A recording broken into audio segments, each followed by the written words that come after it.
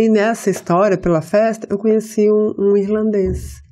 Um boy. O Patrick, e ele foi um grande sponsor que me ajudou a fazer minha cirurgia. Ah, tipo, além do grana que você ainda teve... Ele me ajudou, tanto que quando eu fui fazer, ele trouxe minha mãe com a cuidadora. Olha! Veio ela, a Nájila, cuidaram... Quem é Nájila? Nájila é a menina que veio cuidar de mim. Ah, tá. Ela veio só pra isso. Uhum. E aí minha mãe ficou 6 meses comigo. Caramba! Minha mãe ela acompanhou todos os meus passos. Ela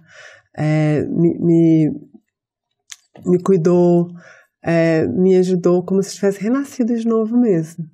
Minha mãe é maravilhosa. Ela é uma estrela.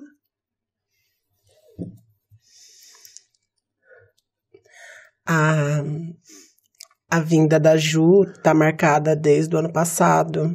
E o motivo dela não vir inicialmente foi uma mãezinha ir pro céu. Uhum.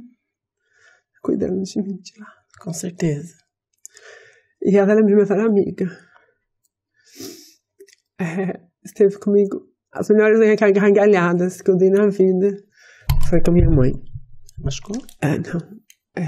Minha parceira, minha heroína. Foi tudo. E, inclusive, depois eu vou contar mais, né? Tem um lencinho. Você pega pra mim um lencinho ali, pra mim, por gentileza, João. Você abre a porta ali, entra lá, tem logo em cima, assim. Na frente do espelho tem.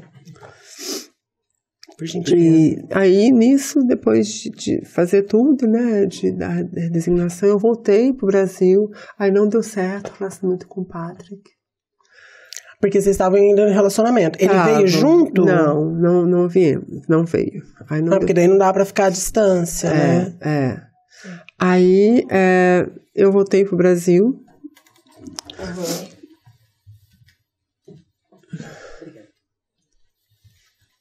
E voltei novamente para Londres depois. Uhum. Aí eu continuei minha vida com a Salvation, né? Uhum. Com a festa.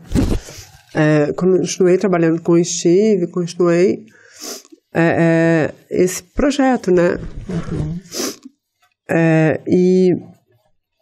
Porém, era assim, eu tinha que ir pra Broadway. Só que o dinheiro que eu ganhava na Salvation... depois que eu voltei para Londres, né, não tinha mais o sponsor,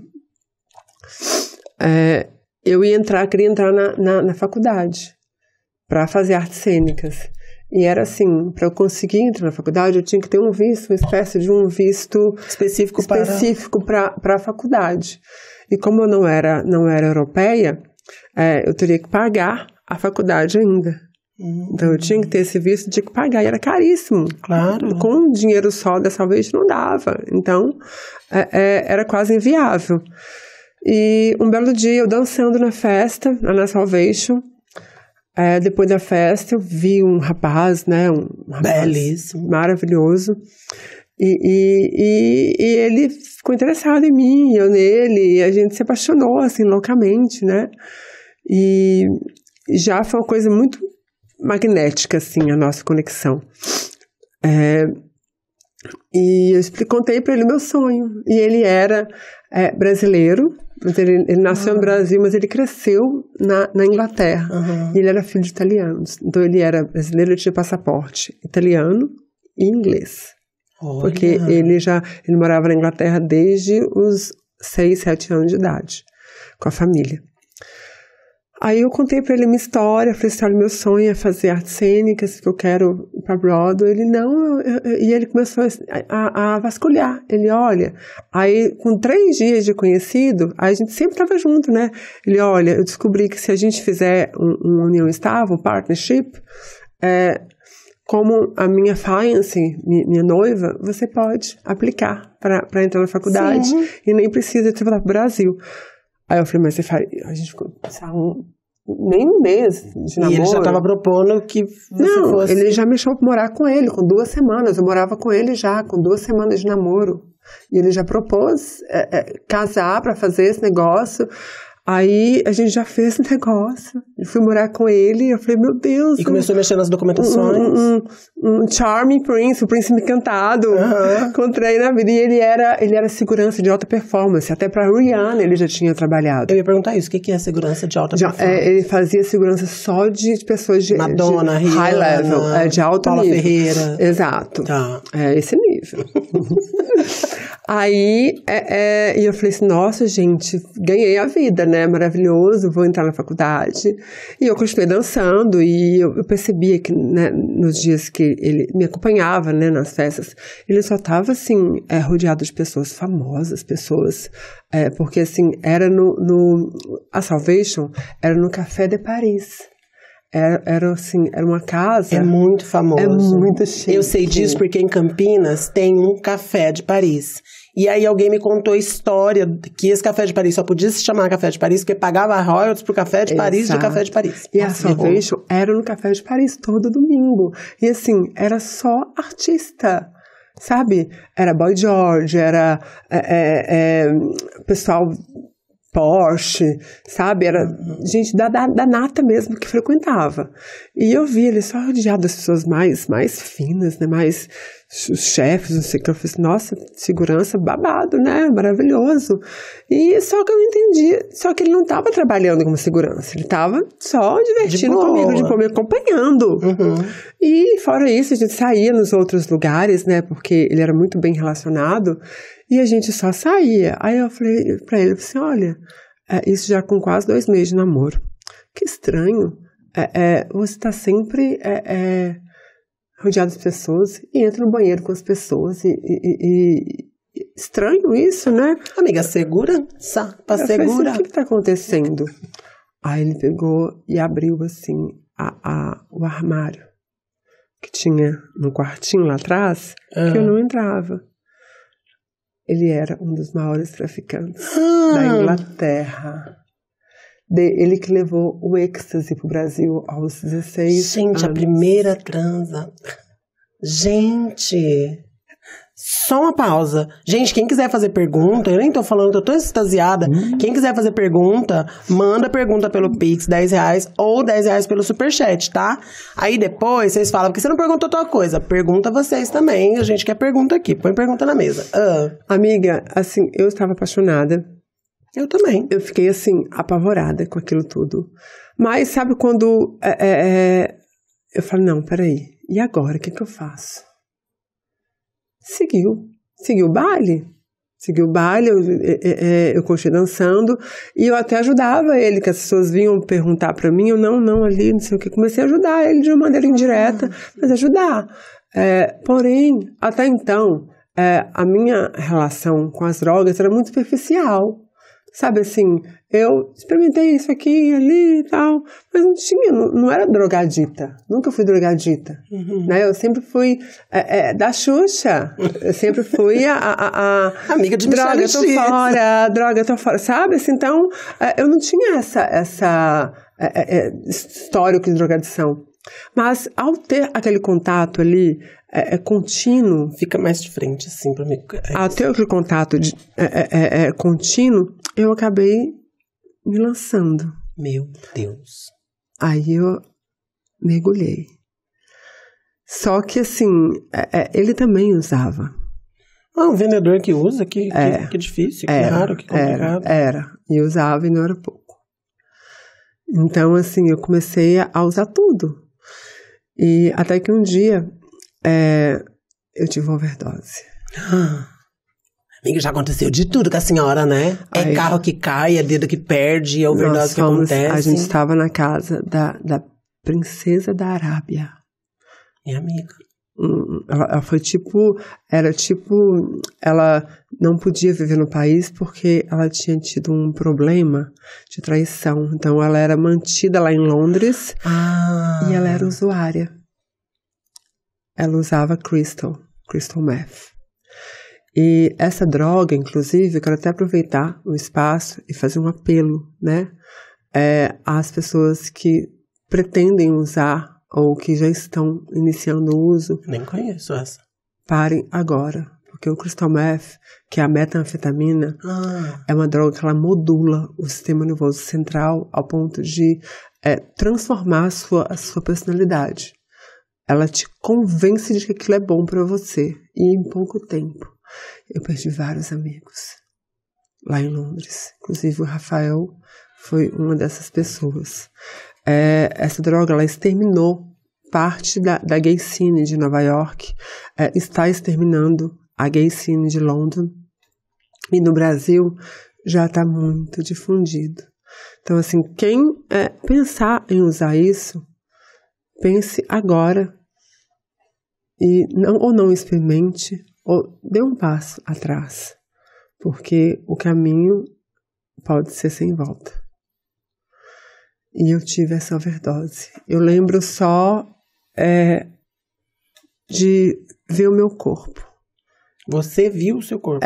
A gente estava nessa casa e eu estava nesse uso, né? De repente eu fui me deitar, que eu não estava me sentindo bem. Aí eu vi o meu corpo de cima. Eu lembro de ter visto meu corpo de cima e não conseguia voltar para ele. Não era uma viagem do negócio?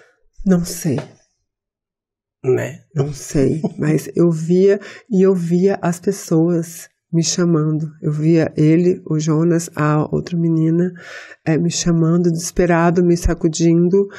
E ele me pegou, eu vi ele me pegando, me colocando no carro. E eu assistia tudo de cima. E ele não foi para o hospital porque tinha muita droga em casa. Porque se ele fosse, Exato, eles iam prender ele. Aí, só que a gente morava num prédio, tinha um enfermeiro que era amigo dele. Aí eu fui pra lá, pra casa, ele me levou. Aí nisso eu não me lembro mais. Aí o enfermeiro me deu algumas coisas, parece que deu água, soro, não sei. Aí eu acordei. Quando eu acordei, eu tava meio assim, eu tava na minha cama. E eu tava... agora é hora de você abrir o presente. Ai, jura? Meu Deus. Você consegue pegar ali pra mim, fazendo um favor? Tem uma hora de abrir o presente. Gente, ela esquematizou tudo. Eu ganhei um presente. Tem a ver com a história? Por isso que você falou pra eu abrir agora? Tem a ver com a história. Gente, olha isso. Que coisa mais delicada. Vamos ver. Aí eu abro... Cai anfetamina. Aí eu viro uma vendedora de anfetamina na região. Tem que abrir assim, né? Tolinha já fez. Peraí, gente. Deixa eu tirar o tablet daqui pra todo mundo ver. Tá focando? Qual câmera você quer? A minha? A do meio? Tá. Ó. Ai, que coisa mais delicada, gente. Tem a coroa que você vai colocar. Ai, que lindo. Peraí, deixa eu chegar mais perto aqui. Meu Deus, que coisa mais delicada. Tem um lugar certo pra eu pôr? Tem. Cadê? É aqui, será? Foi? Então tem um lugar certinho, assim. Deixa eu ver. Amiga, cadê o lugar certo? Me ajuda. Eu quero pôr. Eu tenho que tirar. Deixa eu pôr. Mas pode colocar por cima do manto, tá? Entendi. Isso. Tá, agora eu entendi como funciona. Medo de quebrar tudo. E daí dar um BO. E aí eu vou ser mal falada. E... calma, tem... Tá, entendi. Amiga, eu tô passada. Ai, que linda. Gente, olha que delicadeza. Depois eu vou postar uma foto lá no meu Instagram pra vocês verem os detalhes, porque eu sei que a câmera talvez não pegue. Quer mostrar uma vez nessa? Aqui, ó. Olha que delicadeza, gente. A minha mãe, ela sempre foi devota de Nossa Senhora Aparecida. E a gente cresceu com essa devoção. E assim, a minha mãe sempre falava pra mim que ela iria cuidar de mim onde eu estivesse. E eu sempre carregava uma imagem de Nossa Senhora Aparecida comigo, aonde eu estava. E ela ficava assim, bem do lado do parapeito da minha cama. Quando eu acordei, depois de ter passado mal... Vou por aqui do ladinho, tá?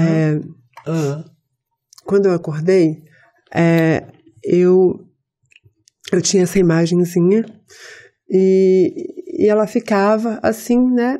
parapeito na frente da janela, na cortina. Eu acordei e foi uma mescla de sentimentos, assim, de desespero, de impotência, de frustração. E pensei assim, o que eu fiz da minha vida? Eu comecei a ver toda a sua vida. Toda a minha vida, exato. Eu falei assim, onde é que eu estou, meu Deus? Como assim? Como é que eu pude ter perdido meus... E eu olhei para ela, assim, ela estava no parapeito. E eu olhei para ela, aí eu peguei ela, assim, e olhei e falei, não, a senhora não é minha mãe, porque minha mãe falou que a senhora ia cuidar de mim. Mas eu não esperava que ela falando pra você, não foi mesmo? Amiga, eu até tentei. E eu fiquei muito revoltada, sabe? Aí eu coloquei ela de volta e virei ela de costa, no parapeito da janela. Que blasfêmia. Virei ela de costa e fui dormir. Aí deitei, dormi, e de repente eu acordei assim, com raio de sol. Era inverno, Londres não tem sol. E aquele sol vinha na minha face, aquele raio de sol vinha na minha face. Aí eu tentei inclusive fechar a cortina, mas quando eu fui fechar a cortina, eu percebi que o sol vinha de trás dela, o raio de sol da imagem dela. E eu olhei para ela, aí eu lembrei que eu tinha virado a imagem, porém ela estava virada para mim. Para você. Com o sol vindo atrás dela. Meu coração palpitou, Paulinha. Meu coração palpitou. Eu comecei a voltar na minha infância, como se estivesse num filme. E falei, gente, não, eu tenho que ir na igreja, eu tenho que ir na igreja, eu tenho que ir na igreja. E eu estava realmente afastada, porque até quando eu chegava em Londres, lá em Londres tem a igreja Nossa Senhora Aparecida, que eu frequentava, inclusive, eu ia às missas, só que eu estava totalmente afastada de Deus. Esse tempo, esse período. E eu falei, eu tenho que ir na igreja. E a igreja era a igreja de Nossa Senhora Aparecida, lá em Whitechapel, que tem em Londres, bem, bem longe. E eu acordei ele, sacudi ele e falei assim, olha, você tem que me levar na igreja agora, porque eu sinto que eu preciso ir na igreja. Tá vendo, gente? Não tome anfetamina. Aí ele meio que falou assim, você tá doido ainda, você tá sob efeito de droga, você é louco, na igreja agora? Eu falei, não, hoje é domingo. E realmente era domingo. Eu tenho que ir na igreja, eu vou pegar o carro e vou sozinha. Ele falou, você é louco, não vai não. E comecei a me trocar, aí ele levantou assim, não, vamos, vou te levar então na igreja, vamos lá. Aí fomos pra igreja, chegamos lá, na igreja, tava tendo um grupo de oração, que era antes da igreja, antes da missa. E uma pessoa na porta, muito solícita, né, agradável, assim, bastante acolhedora, me chamou, vamos participar da oração? Eu disse, não quero ir de oração não, vim ver a missa. Não, a missa você deve depois. Eu disse, não, não quero não. Aí ela insistiu, eu falei assim, não, vamos, você vai gostar, tal, é legal. Aí convidou também o meu noivo na época, né, e a gente entrou no grupo de oração. Na hora que a gente entrou, Paulinha, a pessoa que estava conduzindo... Estava com a imagem lá. Falou bem assim, você que está perdida no mundo das drogas. Mas amiga, também ela percebeu, né? Que você estava 5 dias virada, aí você chegou lá, não, será que não? Não, uma pessoa que nunca vi na vida. Mas não foi logo depois que você teve overdose? Foi no outro dia. Então, você estava meio... Não, eu tinha tomado banho, me arrumei, passei a maquiagem, estava bem apresentável. Entendi. Tá, já estava, não estava... Tava... Aí a gente chegou lá, aí, só que a pessoa não tinha me visto. Entendi. Ele estava de costa. Eu ouvi a voz dele falando. Você que está perdido nas drogas, quase perdeu a sua vida. 3 vezes. Deus pede para você chamar o Espírito Santo. E o SAMU. Aí eu falei assim, não, peraí. Quase perdi minha vida. Tô viva. A imagem de Nossa Senhora, sol em Londres, raio de luz na minha cara. A santa virando. A santa virando. Eu aqui, esse pessoa que eu nunca vi na vida, sabe da minha história? Maquiagem que tampava a olheira num dia depois. Muita coisa. O que eu vou fazer? Eu vou chamar esse Espírito Santo. Fez bem. Amiga, era isso, você ia morrer, porque mais uma overdose dessa, você sabe que você não estava aqui contando essa história. Amiga, chamei o Espírito Santo, que eu nem lembrava direito quão poderoso ele era. Você chegou a contar isso pra sua mãe? Sim, minha mãe sabia de tudo. Nunca tive. E como que você volta pro Brasil? Aí, exatamente após chamar o Espírito Santo, eu senti um gelo. Eu comecei a chamar, a minha voz foi enaltecendo, foi aumentando o volume, e eu senti um gelo como se tivesse uma cachoeira entrando dentro de mim, era gelo, calor, era tudo ao mesmo tempo, e eu fui tomada por aquilo, e eu comecei a cantar, uma voz que eu não tinha. Saiu um canto de dentro de mim. E ali eu entrei em transe, e ele também foi tocado. E nós ficávamos assim que terminou aquele momento de oração, eu não entendia o que estava acontecendo em mim, eu só sentia que algo dentro de mim tinha mudado. E eu ainda saí dali, assisti a missa ainda, sabe, meio que em transe, e a missa falava muito da paródia, do filho pródigo. Que casa torna. Exato. E aquilo me tocou profundamente. E eu saí dali, não foi do dia para a noite. Eu sei que eu saí dali e a minha vontade era só de voltar lá na outra semana. E realmente foi aos poucos. Eu já saí dali usando droga depois, sabe? Mas já não era a mesma coisa. Dentro de mim, algo já tinha mudado. E aos poucos eu fui voltando cada semana, o pessoal da igreja foi ouvindo o meu testemunho, eu me confessei depois de quase 20 anos, porque até então me falaram que quem operava não tinha salvação.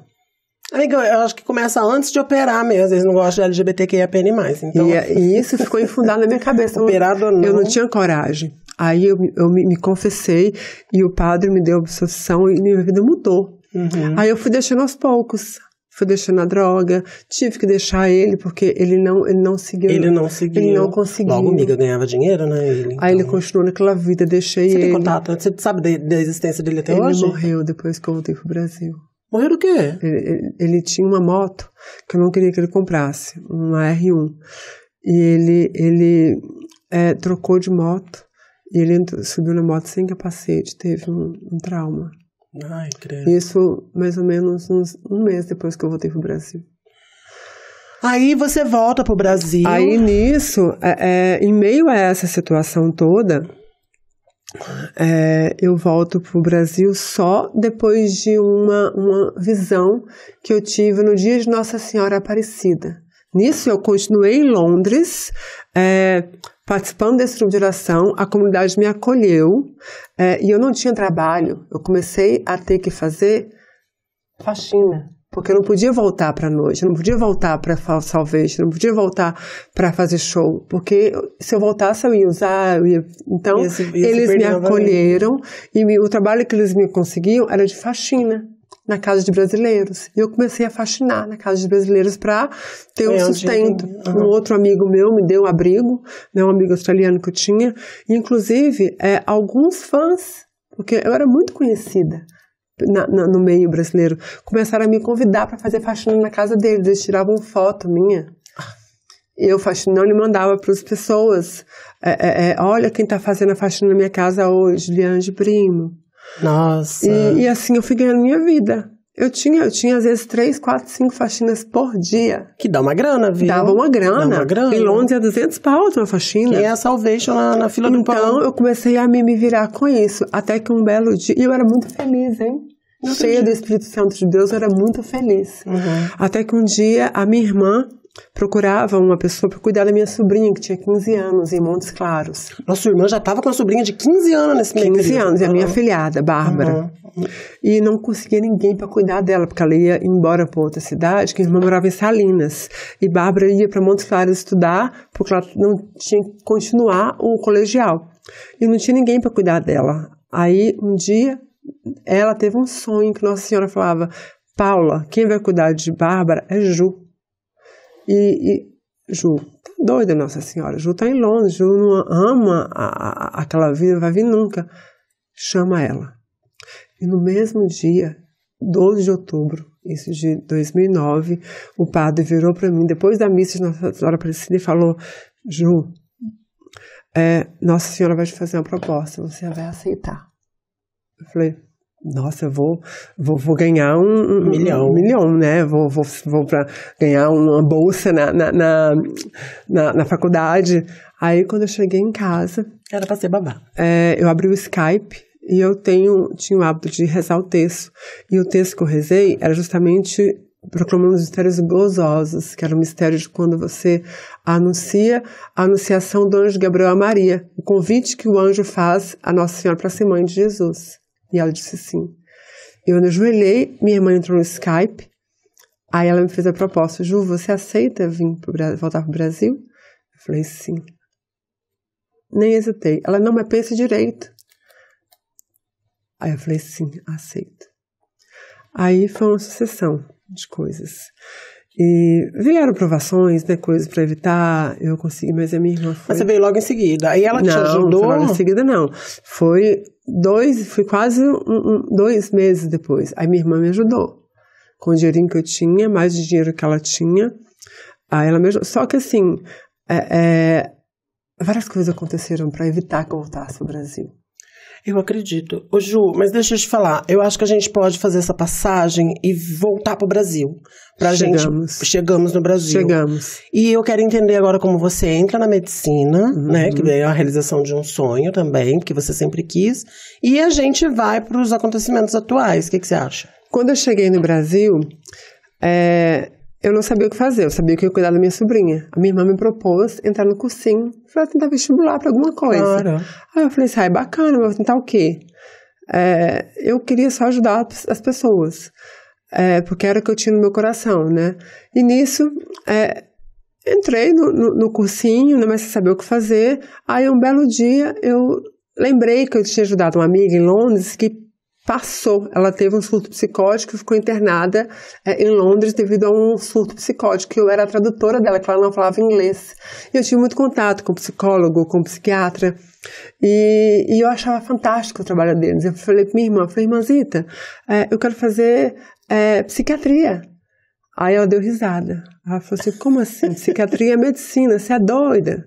É muito difícil, não sei o que lá, pensei outra coisa, talvez psicologia, mas eu senti no meu coração que eu precisava fazer aquilo.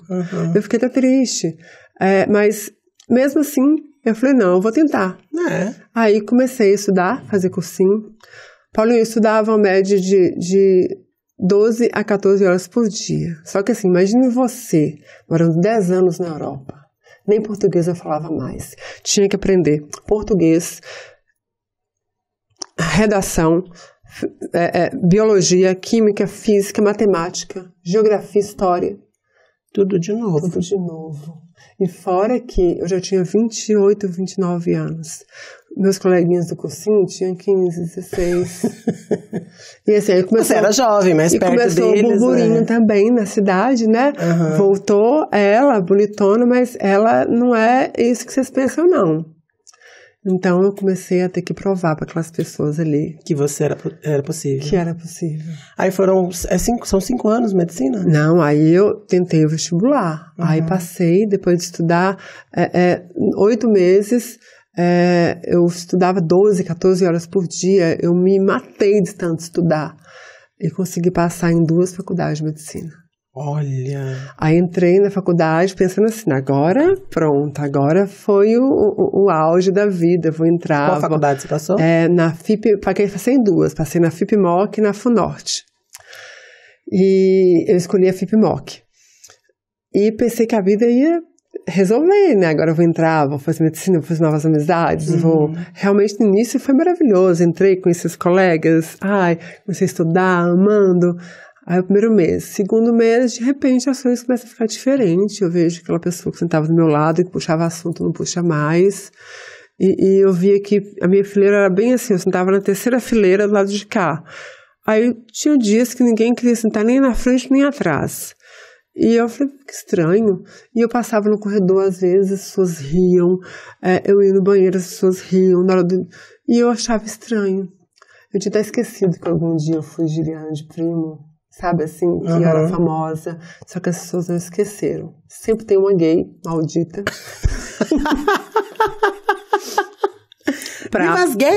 Pra apontar e falar, não, ela não é isso que vocês imaginam, não. Porque elas conhecem, né, da história.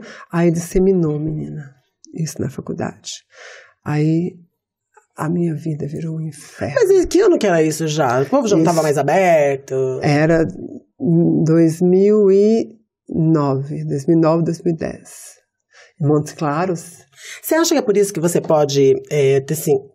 Que eu vi, pelo menos, durante o nosso diálogo em off, que você tem uma certa resistência para falar um pouco sobre a sua transexualidade publicamente. Você tem medo de passar por isso novamente? Nossa, eu sofri muita, assim... Mas, Ju, acho que hoje você é uma mulher madura, no sentido de que hoje você tem outra cabeça, outra mentalidade, você vai saber lidar bem com isso. E as pessoas também mudaram, e mudaram de verdade. Tem, sim, muito preconceito, tem gente que fala que tá retrocedendo, mas eu discordo. Eu falei ontem, durante uma live, eu discordo que tá retrocedendo. Eu acho que hoje, olha aqui, um podcast com uma mulher trans e outra mulher trans batendo papo. Eu quase abandonei a faculdade, porque eu comecei a ter crise de pânico. Eu acredito. Porque as pessoas me apontavam. Eu era a única... assim, palhaça trans operada da cidade e da faculdade. Então as pessoas me apontavam. Aí eu tive, graças a Deus, que eu tive suporte psicológico, tive suporte da igreja, por incrível que pareça, assim. Aí, tá vendo? Olha pra você ver, a única facção que eu achei que eu ia ser completamente rechaçada, não aceita, foi que me acolheu. A igreja em Montes Claros me acolheu. Eu era coordenadora de grupo de oração. Isso.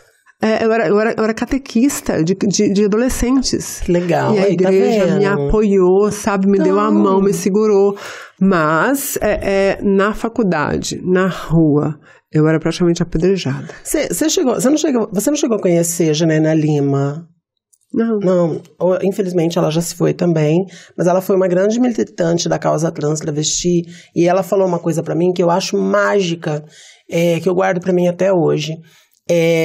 As pessoas só sabem da marginalidade das travestis e mulheres trans, porque quando algumas meninas trans têm a possibilidade de estar em lugares, por exemplo, uma médica, você tem que anunciar, porque é importante que a sociedade saiba que nós não somos só o que a sociedade acha que nós somos diversas. Você, eu, outras. Então eu acho importante quando uma travesti, eu conheci uma que era dentista. Eu acho mágico que ela fale, uma mulher trans ou uma travesti fale, eu sou dentista, eu sou médica, eu sou professora. Porque as pessoas precisam tirar a gente desse lugar de marginalidade que eles nos colocam, entende? Então eu acho importante. Eu acho que vai ser muito mais vitorioso para você de agora em diante. Sei que vai ter obstáculos, eu entendo, mas eu acho que vai ser.